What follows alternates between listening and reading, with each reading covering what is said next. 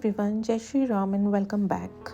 Keeping a kitchen clean and organized is essential for maintaining a healthy and efficient cooking environment.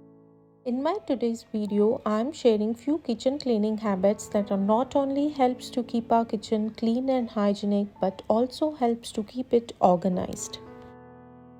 Fridge is an essential part of our kitchen as it helps to keep our food fresh and safe for a longer time. इसे regular basis पे clean करना important है so that it works efficiently. Checking of fridge on weekly basis includes checking of food spills, temperature, any expired or spoiled food containers and keeping a track of food items that's stored in it. Important things कि packet food item और sausages की expiry date check करना. Wooden spoons और स्पैटुलास को wash करने के बाद भी उनमें फूड पार्टिकल्स और ऑयल रह जाते हैं तो उसे क्लीन करने के लिए मैंने गर्म पानी में विनेगर और बेकिंग सोडा डाला है और उसे 15 मिनट्स तक उनमें सोक करके रखा है. वाटर इतना ऑयली हो गया था. हॉट वाटर में सोक करने से ऑयल और स्पाइसेस या जो भी फूड रेसिड्यू इन पर रह जाते हैं वो ईजीली निकल जाते हैं. After that I scrub it with dish soap to clean the food residue on spoon.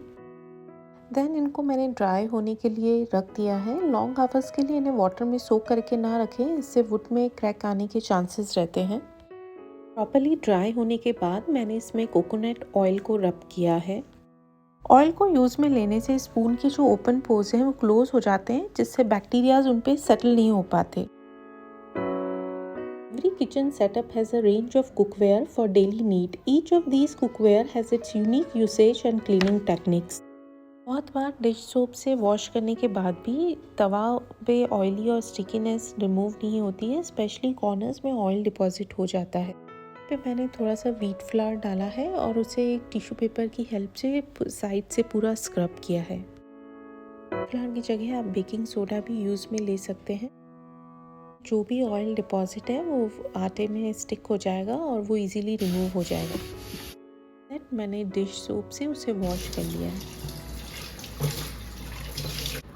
अगर आप कास्ट आयरन कुकवेयर यूज़ में लेते हैं तो रेगुलर बेसिस पे उनको मेंटेन करना काफ़ी इंपॉर्टेंट होता है, नहीं तो उन पे रस्ट लग जाती है और जिससे वो काफ़ी जल्दी ख़राब हो जाते हैं.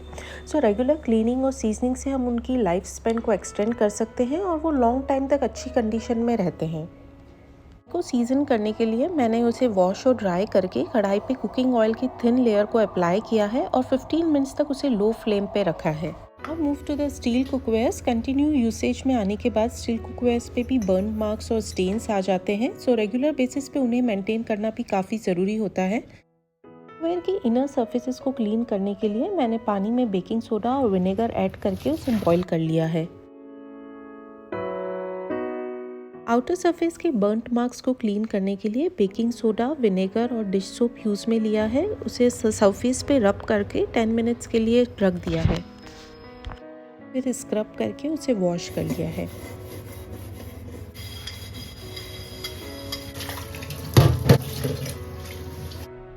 Now move to chopping board जो डेली मल्टीपल टाइम्स यूज़ में आता है वाइल चॉपिंग और उसे रेगुलर बेसिस पे क्लीन रखना काफ़ी इंपॉर्टेंट है for maintaining a hygienic cooking environment in the kitchen.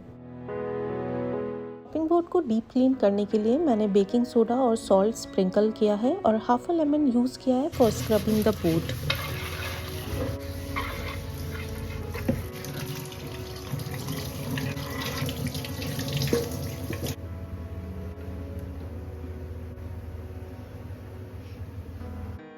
Dry होने के बाद मैंने कोकोनट ऑयल अप्लाई किया है with the help of paper towel.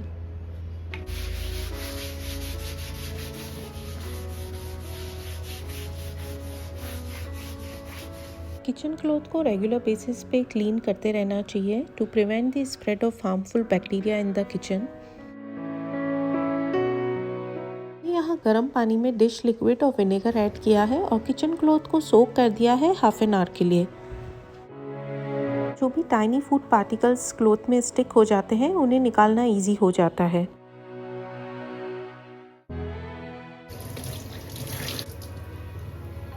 Kitchen में कुछ यूटेंसिल्स ऐसे होते हैं they need immediate wash after the use like T strainer, blender jars, T pan. Use करने के बाद सेम टाइम पे उन्हें वॉश करके रख देने से उनमें टफ स्टेन्स और अनप्लेजेंट स्मेल नहीं आती.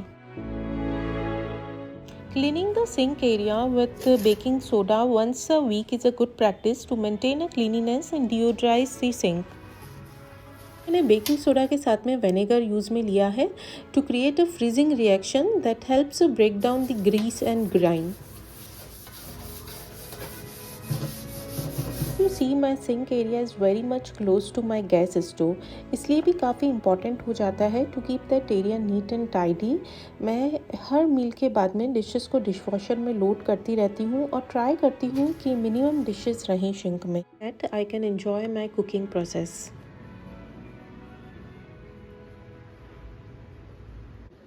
आफ्टर 2-3 डेज़ में हॉट वाटर में स्क्रबर और स्पॉन्ज को सोक करके रखती हूँ to prevent from bacteria and germs. And for deep cleaning hot water में विनेगर और डिश सोप डालकर उन्हें सोक करके रखें.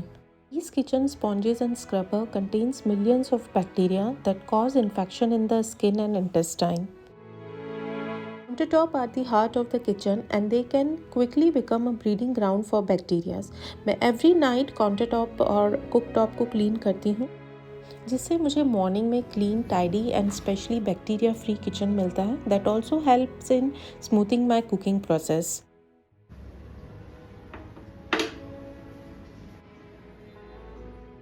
Now next is cleaning of appliances. हम किचन में डिफरेंट अप्लाइंसेज यूज़ में लेते हैं, पर जिन अप्लाइंसेज को आप वीकली या डेली बेसिस पे यूज़ में लेते हैं उन्हें आप वीकली ज़रूर क्लीन करें. डेली बेसिस पे मैं 2 इलेक्ट्रिक अप्लाइंसेस को काफ़ी यूज़ में लेती हूँ. तो one is electric kettle, second one is air fryer. तो इलेक्ट्रिक केटल को मैंने अपने कुकटॉप के पास में प्लेस कर रखा है, इस वजह से उस पर बहुत ज़्यादा स्टेन्स आ जाते हैं. तो उसकी इनर सरफेस को क्लीन करने के लिए मैंने उसमें विनेगर डाल के उसे बॉयल कर लिया है, जिससे जो इनर सरफेस है वो क्लीन हो गया है. और सेम सोल्यूशन को मैंने स्क्रबर से मैं बाहर आउटर सरफेस को क्लीन कर रही हूँ.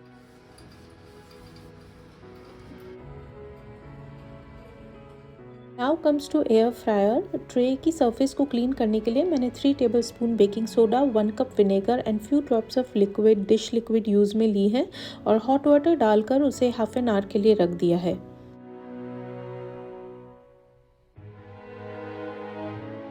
ट्रे की सरफेस को प्रोटेक्ट करने के लिए लाइनर्स यूज़ में लें या फिर सिलिकॉन ट्रे आती है उसे यूज़ में लें to protect the inner surface from stains and burnt marks.